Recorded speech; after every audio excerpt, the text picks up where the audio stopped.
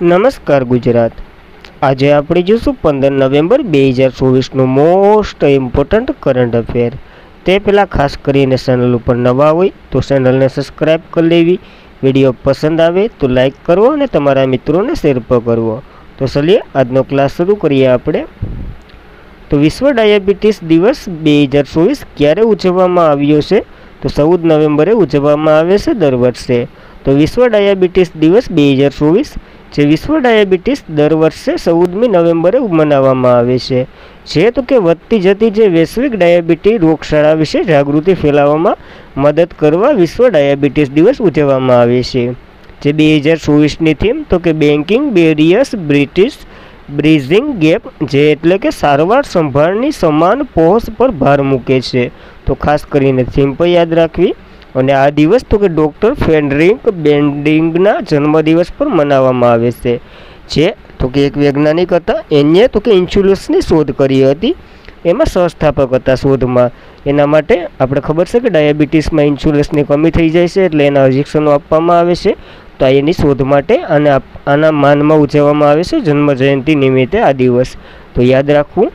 આની સાથે children day 2024 14 નવેમ્બરે ઉજવવામાં આવે છે, એ પણ યાદ રાખવું। જે તો કે 14 નવેમ્બર દેશભરમાં ઉજવવામાં આવતા બાળ દિવસ અથવા તો બાળ દિવસ તરીકે પણ ઓળખવામાં આવે છે, જે મનાવવામાં આવે છે। અને આ તો કે ભારતના પ્રથમ વડાપ્રધાન પંડિત જવાહરલાલ નહેરુની જન્મજયંતિ પર મનાવવામાં આવે છે। તો યાદ રાખવું આ બંને દિવસો। ત્યારબાદ નવેમ્બરના દિવસોનું રિવિઝન કરી લઈએ। 1 નવેમ્બર વિશ્વ વેગન દિવસ, 3 નવેમ્બર આંતરરાષ્ટ્રીય બાયોસ્ફિયર રિઝર્વ ડે, 5 નવેમ્બર વિશ્વ સુનામી જાગૃતિ દિવસ, 7 નવેમ્બર રાષ્ટ્રીય કેન્સર જાગૃતિ દિવસ, 8 નવેમ્બર વિશ્વ રેડિયોગ્રાફી દિવસ, 10 નવેમ્બર વિશ્વ જાહેર પરિવહન દિવસ, 10 નવેમ્બરે બીજો દિવસ તો કે વિશ્વ રસીકરણ દિવસ પણ મનાવવામાં આવે છે। 11 નવેમ્બર રાષ્ટ્રીય શિક્ષણ દિવસ, 12 નવેમ્બર વિશ્વ નિમોનિયા દિવસ અને જાહેર સેવા પ્રસારણ દિવસ ઉજવવામાં આવે છે। તો યાદ રાખવા આ બધી દિવસો। ત્યારબાદ તાજેતરમાં જ બુકર પ્રાઇઝ 2024 કયા પુસ્તક માટે સમંથા હાર્વેને આપવામાં આવ્યો છે? તો ઓબિટર પુસ્તક માટે આ પુરસ્કાર આપવામાં આવ્યો છે। તો બુકર પ્રાઇઝ 2024ની વાત કરીએ તો સમંથા હાર્વે દ્વારા આબોહવા એટલે કે ઓર્બિટર બુકર પ્રાઇઝ 2024 જીત્યો છે। એને કઈ એનું પુસ્તક ઓર્બિટર છે, એના માટે સમંથા હાર્વેએ, ખાલી એટલું જ યાદ રાખવાનું છે। તો સમંથા હાર્વે દ્વારા ઓર્બિટરને બુકર પ્રાઇઝ 2024ના વિજેતા તરીકે જાહેર કરવામાં આવ્યા છે, જે તો કે લંડન ઓર્બિટ વિલ્ડન્સ ખાતે આયોજિત સમારોહમાં જજ અધ્યક્ષ એડમિલ ડી વાલ દ્વારા વિજેતાને જાહેર કરવામાં આવી છે। ટૂંકમાં એટલું જ યાદ રાખવાનું છે, સમંથા હાર્વે દ્વારા જેનું પુસ્તક ઓર્બિટર છે એને બુકર પ્રાઇઝ મળ્યો છે। સાદો બુકર પ્રાઇઝ છે અથવા તો મેન બુકર પ્રાઇઝ તરીકે પણ ઓળખવામાં આવે છે, ઇન્ટરનેશનલ નથી। તો બુકર પ્રાઇઝ 2023ના વિજેતા પોલ લિન્સ દ્વારા અર્પણ કરવામાં આવ્યો છે આ સમારોહમાં। તો યાદ રાખવું। તો 2023ના વિજેતા પણ યાદ રાખવા પોલ લિન્સ હતા। જ્યારે હાર્વેની નવલકથા જે આંતરરાષ્ટ્રીય અવકાશ સ્ટેશન પર સવાર અવકાશ યાત્રીઓ અને અવકાશ યાત્રીઓના જીવંતને એક બનાવે છે। તો એક અવકાશ યાત્રી ઉપર આ ફિલ્મ છે ઓર્બિટર, તો યાદ રાખવી। અને પ્રથમ ભારતીય જેને 1981માં સલમાન રશીદને મળ્યો હતો મધ્યરાત્રિના બાળકો માટે, જ્યારે 1997માં અરુંધતી રોયને મળ્યો હતો છેલ્લો, અને આમાં ઇનામી રાશિ તરીકે 50,000 પાઉન્ડ આપવામાં આવે છે। તો ખાસ કરીને એટલી બુકર પ્રાઇઝ વિશે માહિતી યાદ રાખવી। ત્યારબાદ બુકર પ્રાઇઝની વાત કરીએ તો બુકર પ્રાઇઝ જે અંગ્રેજીમાં લખેલી મૂળ કૃતિઓ ઉપર આપવામાં આવે છે, અને આનું પ્રકાશિત તો કે બ્રિટન અને આયર્લેન્ડમાં થયું હોય એને જ મળે છે, જેની શરૂઆત 1969થી થઈ છે બુકર પ્રાઇઝની, જેને મેન બુકર પ્રાઇઝ તરીકે ઓળખવામાં આવે છે। તો યાદ રાખવું આ। ત્યારબાદ થોડાક એવોર્ડો જોઈ લઈએ। તો કે ઇન્ટરનેશનલ બુકર પ્રાઇઝ 2024 જેપી એપનબેર્ગને મળ્યો હતો તેમની કૃતિ કાયરોસ માટે, અનુવાદ તો કે માઇકલ હોફમેને કર્યું હતું। તો આ બુકર પ્રાઇઝના ક્રાઇટેરિયા કયા કયા છે એ યાદ હોય તો કોમેન્ટ કરો। ત્યારબાદ 2024માં 25મો લાલ બહાદુર શાસ્ત્રી રાષ્ટ્રીય પુરસ્કાર રાજ્યશ્રી બિરલાને મળશે। એલેક્ઝાન્ડર ડન જે યુએસના છે અને સ્ટાર રામાનુજન એવોર્ડ 2024 મળશે। IAF એટલે કે ઇન્ટરનેશનલ એસ્ટ્રોનોમિકલ ફેડરેશન જે વર્લ્ડ સ્પેસ એવોર્ડ એ સોમનાથનને મળશે। માનવવાદી પુરસ્કાર 2024 મોહનજીને મળશે। 2023 માટે કાલિદાસ સન્માન એવોર્ડ એપી સરકાર દ્વારા આપવામાં આવે છે, આ એટલે કે મધ્યપ્રદેશ સરકાર દ્વારા આપવામાં આવે છે અને રઘુપતિ ભટ્ટને મળશે। જ્યારે વિભવ તાલુકાદારને હેરી મેમલ એવોર્ડ મળશે અને સખારોવ પુરસ્કાર જે મારિયા કોરોની માછોડ અને એડમલ ગોન્ઝાલેસને મળશે. તો ખાસ કરીને આ પુરસ્કારો થોડાક યાદ રાખવાની સાથે. ત્યારબાદ વર્લ્ડ બિલિયન્સ ચેમ્પિયનશિપ 2024નું આયોજન ક્યાં કરવામાં આવ્યું હતું? તો દોહા ખાતે આનું આયોજન થયું હતું. તો વર્લ્ડ બિલિયન્સ ચેમ્પિયનશિપ 2024 તરીકે પંકજ અડવાણી સફળતાપૂર્વક રહ્યા છે અને એક ભારતીય સ્કોટના ખેલાડી છે. તો ભારતીય ક્યુએન્સ પંકજ અડવાણી જે ફરી એકવાર 28મું વિશ્વ ખિતાબ જીતી અને રમતમાં પોતાનું નિપુણતા દર્શાવી છે. જે 28મું ટાઇટલ દોહા કતાર ખાતે આયોજિત થયું હતું અને આને તો કે રોબર્ટ હોમ જે ઇંગ્લેન્ડના છે એને હરાવ્યા હતા અને એ પણ ચીનના ગુઆઝુલ દોહામાં જે એશિયન્સ ગેમ ગોલ્ડ જીત્યો હતો આ પંકજ અડવાણીએ.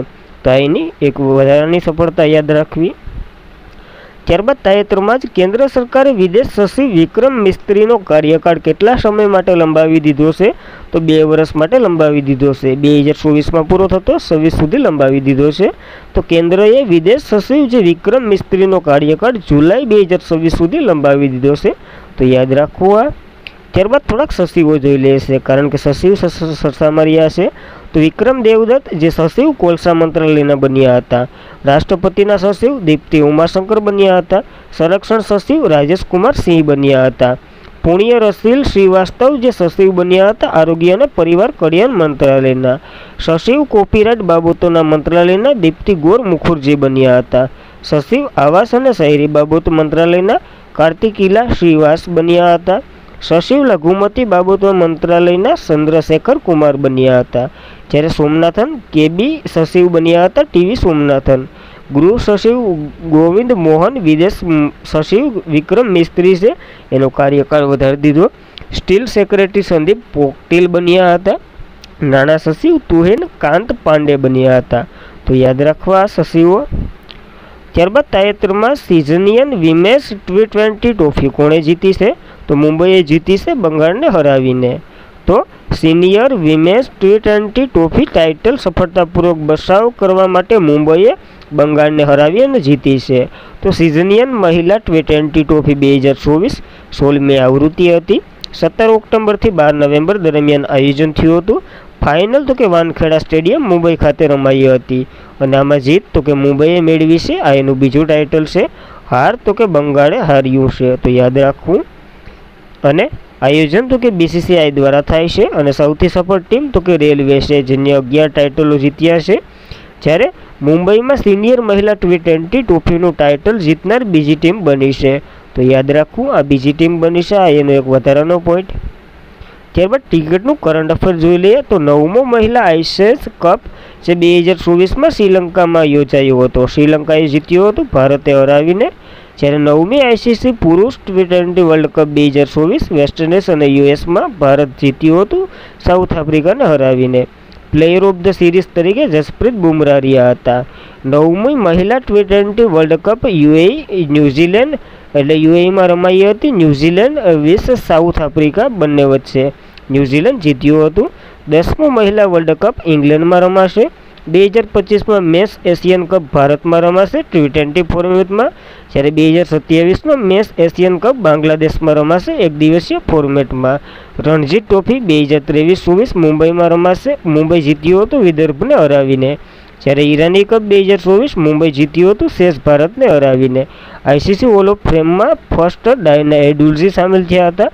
બીજા તો કે નીતુ ડેવિડ હમણાં જ બન્યા હતા. તો યાદ રાખવું. જ્યારે એસએસસીના નવા વડા મોહસિન નકવી બનશે અને આઈસીસીના તો કે જય શાહ બનશે જે ગ્રેગ બાર્કલનું સ્થાન લેશે. તો યાદ રાખવી આ ક્રિકેટનું લગતું તમામ કરંટ અફેર જોઈ ગયા. ત્યારબાદ તાજેતરમાં જ કોણે ચેન્નાઈ ગ્રાન્ડ માસ્ટર 2024માં માસ્ટર ટાઇટલ જીત્યું છે? તો અરવિંદ સિન્થમ્બલે જીત્યું છે આ ટાઇટલ. તો અરવિંદ સિન્થમ્બલે ચેન્નાઈ ગ્રાન્ડ માસ્ટર 2024માં માસ્ટરનું ટાઇટલ જીત્યું છે. આ તો કે ચેન્નાઈ ગ્રાન્ડ માસ્ટર 2024નું ટાઇટલ મેળવવા માટે છેલ્લે 2 ક્લાસિકલ રમતો જીતી છે. જેને ગ્રાન્ડ માસ્ટર અરવિંદ સિમ્બલ્સે અંતિમ રાઉન્ડમાં નોંધપાત્ર મોઢેથી ઉછાળા નોંધ્યા હતા. તો યાદ રાખવું તો ચેન્નાઈમાં ગ્રાન્ડ માસ્ટર 2000 એટલે કે ચેન્નાઈ ગ્રાન્ડ માસ્ટર 2024 જે સ્થળ તો કે અન્ના સેન્ટાઈ લાઇબ્રેરી ખાતે ચેન્નાઈમાં યોજાઈ હતી 11 નવેમ્બરના રોજ. વિજેતા તો કે ગ્રાન્ડ માસ્ટર અરવિંદ સિંદમ્બલ. તો ખાસ કરીને એટલું યાદ રાખવું શેષ વિશે. ત્યારબાદ તાજેતરમાં જ મિસ ટ્રેનિસ યુનિવર્સ 2024 કોણે જીત્યું છે? તો તૃષ્ણા રેએ આ ટાઇટલ જીત્યું છે. તો જોઈએ તો ઓડિશાની તૃષ્ણા રેએ દક્ષિણ આફ્રિકામાં યોજાયેલ મિસ ટીન યુનિવર્સ 2024 જીતી છે અને આ KIIT એટલે કે કિટ યુનિવર્સના વિદ્યાર્થી છે અને તૃષ્ણા રેએ દક્ષિણ આફ્રિકાના મિસ ટીન યુનિવર્સિટી 2024ના ખિતાબ જીત્યો છે. તો ખાસ કરીને યાદ રાખવું. ત્યારબાદ જે મિસો સરસામર્યું છે એના વિશે માહિતી લઈ લઈએ. તો મિસ વર્લ્ડ 2024 ક્રિસ્ટીના પિન્કાજો બન્યા હતા જે ચેક રિપબ્લિકના છે. આનું આયોજન મુંબઈમાં થયું હતું ને 71મી આવૃત્તિ હતી. મિસ યુનિવર્સ 2024 73મી આવૃત્તિ હતી. હોસ્ટ તો કે મેક્સિકો કરશે. Miss universe world wide 2024 Dhruvi Patel બન્યા હતા. Miss universe India 2024 Riya Sinha બન્યા હતા સિંધા. મિસ ઇન્ડિયા 2024 નિકિતા પોવારલ બન્યા હતા જે ઉજ્જૈનના. મિસ અલ 2024 કેન્ઝા લેલી જે મોરેકોના છે એ બન્યા હતા. જ્યારે miss grand international 2024 Russell Gupta બન્યા હતા જે પંજાબના છે. તો ખાસ કરીને એટલા મિસો સરસામર્યું છે તો યાદ રાખવા. ત્યારબાદ તાજેતરમાં જ ICC match player of the month award જે ઓક્ટોબરના બહાર પાડવામાં આવ્યા છે એ તરીકે કોની પસંદગી થઈ છે? તો પુરુષમાં નોમલ અલી અને એમિલિયા કોર જે મહિલામાં બંનેની પસંદગી થઈ છે. તો જોઈ લઈએ તો નોમલ અલીએ જે પાકિસ્તાનના છે એની ઓક્ટોબર માટે ICC match player of the month તરીકે જાહેર થઈ છે અને ICC men's player of the month award જે ઓક્ટોબરના જે પુરુષમાં તો કે નોમલ અલી જે પાકિસ્તાનના છે, મહિલામાં તો કે એમિલિયો કોર જે ન્યૂઝીલેન્ડના છે. તો બંનેની પસંદગી થઈ છે તો યાદ રાખવી. ત્યારબાદ ઇન્ટરનેશનલ ટિકિટ કાઉન્સિલે આ રિપોર્ટ બહાર પાડ્યો છે તો એના વિશે માહિતી લઈ લઈએ. જેમની રચના 1909માં થઈ હતી. હેડક્વાર્ટર દુબઈ ખાતે અને CEO તો કે જોશ એલામુન્ડીસ છે. ચેરમેન ગ્રેગ બાર્કલ છે. આનું સ્થાન કોક લેવાના છે કોમેન્ટ કરો. આ આપણે ડાયના એડુલજી જે ICC હોલ ઓફ ફેમમાં આ બધી વિશે ચર્ચા કરી ચૂક્યા છે ક્રિકેટમાં. ત્યારબાદ તાજેતરમાં જ ઇન્ડિયન ઓઇલ કોર્પોરેશનના ચેરમેન તરીકે કોની નિયુક્તિ કરવામાં આવી છે? તો અરવિંદ સિંહ શાહની નિયુક્તિ કરવામાં આવી છે. તો જોઈએ તો અરવિંદ સિંહ શાહને જે ઇન્ટરનેશનલ ઓઇલ કોર્પોરેશનના ચેરમેન તરીકે નિયુક્ત કરવામાં આવ્યા છે. તેઓ તો કે રાષ્ટ્રીય તેલ માર્કેટિંગ કંપની જે પેટ્રોલિયમ કેમિકલ વિંગના હેડ હતા. હવે ઇન્ડિયન ઓઇલના હેડ છે તો યાદ રાખવું. જ્યારે ઇન્ડિયન ઓઇલની વાત કરીએ તો તેમની રચના 1959માં થઈ હતી. હેડક્વાર્ટર નવી દિલ્હી ખાતે આવેલું છે તો યાદ રાખવી આ માહિતી. ત્યારબાદ થોડીક નિયુક્તિ જોઈ લઈએ તો ભારતીય વાયુસેનાના વાઇસ ચીફ જે સુજીત પુષ્પાકર ધારક બન્યા હતા. નેશનલ રાઇસ એસોસિએશન ઓફ ઇન્ડિયાના નવા પ્રમુખ કલિકેશ સિંહ દેવ બન્યા હતા. નેશનલ ક્રાઇમ રેકોર્ડ બ્યુરોના chief Alok Ranjan. Narcotic control બ્યુરોના ડિરેક્ટર જનરલ અનુરાગ ગગ. નાસ્કોમ જે નેશનલ એલ્યુમિનિયમ કંપની લિમિટેડના CMD બ્રિજેશ પ્રતાપ સિંહ બન્યા હતા. IRFCના CMD મનોજ કુમાર દુબે. ટાટાના ટ્રસ્ટના નવા ચેરમેન નોયલ ટાટા. DG પરમેશ શિવમરણી જે ભારતીય કોસ્ટગાર્ડના 26મા નંબરના મહાનિર્દેશક બન્યા છે. VP કુમાર જે એરપોર્ટ ઓથોરિટીના અધ્યક્ષ બન્યા છે. વિક્રમ દેવદત્ત કોયલા મંત્રાલયના નવા સચિવ બન્યા છે. તો યાદ રાખવી આ નિયુક્તિ. ત્યારબાદ તાજેતરમાં જ આંતરરાષ્ટ્રીય વેપાર મેળો 2024 ક્યાં શરૂ થયો છે? તો નવી દિલ્હી ખાતે શરૂ થયો છે. તો આંતરરાષ્ટ્રીય વેપાર મેળો 2024ની વાત કરીએ તો દેશની સમૃદ્ધિ, સાંસ્કૃતિક વિવિધતા અને 35,000 પ્રદર્શકો સાથે વૈશ્વિક સહભાગી ઉજવણી કરવા માટે 43મો ભારતીય આંતરરાષ્ટ્રીય વેપાર મેળો જે ગુરુવારે નવી દિલ્હીના પ્રગતિ મેદાન ખાતે ખુલ્લો મૂકવામાં આવ્યો છે. આ મેળાની થીમ તો કે વિકસિત ભારત @2047. ભાગીદાર દેશ તો કે બિહાર અને UP છે. ફોક્સ ટેસ્ટ તો કે ઝારખંડ છે. ભાગીદારી દેશ તો કે ચીન, ઇજિપ્ત, દક્ષિણ કોરિયા, સ્વિઝન, થાઇલેન્ડ, તુર્કી, ટુનેશિયા અને UAE છે. ત્યારબાદની વાત કરીએ તો ITTF એટલે કે ઇન્ડિયન ઇન્ટરનેશનલ ટ્રેડ ફેરની વાત કરીએ તો ભારતીય એક મુખ્ય વેપાર અને ઔદ્યોગિક બેઠકનું આયોજન 1980માં કરવામાં આવ્યું હતું. ત્યારથી જ આ મેળાની આયોજન કરવામાં આવે છે અને આ મેળાનો મુખ્ય ઉદ્દેશ તો કે વેપાર અને ઉદ્યોગમાં પ્રોત્સાહન, રોજગારી અને નવીનતાને પ્રોત્સાહન આપવું અને આર્થિક સંબંધો મજબૂત બનાવવા. તો યાદ રાખવી આ. મેળા વિશે. ત્યારબાદ આજના માટે એટલું જ હતું. ખાસ કરીને મિત્રો વિડીયો પસંદ આવે તો લાઈક કરવો, તમારા મિત્રોને શેર કરવો અને ચેનલને સબસ્ક્રાઈબ ન કરી હોય તો સબસ્ક્રાઈબ કરી લેવી. Thank you for watching this video. જય હિન્દ, જય ભારત.